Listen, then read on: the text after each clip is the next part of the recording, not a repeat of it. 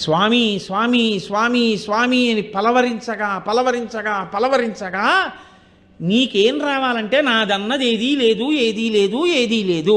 ఏమీ లేనివాడు ఏం చేస్తాడండి లోకంలో? ఎక్కువ మాట్లాడడం. ఏమీ లేవనుకోండి, ఆయన బాగుంటుంది ఏమిటండి నేను వెళ్ళి మాట్లాడితే, నాకేముందండి నేను మాట్లాడినండి అంటాడు.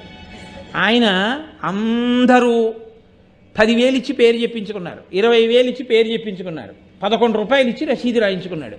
ఒక ఆయన 1,25,000 ఇచ్చి నా పేరు చెప్పకండి అని ప్రాధేయపడ్డాడు. ఆయన ఈశ్వరానుగ్రహం ఉన్నవాడు. ఎందుకో తెలుసండి, ఆయన నమ్మకం ఏంటంటే నేను ఇవ్వడం ఏమిటి, ఆయన ఇచ్చాడు.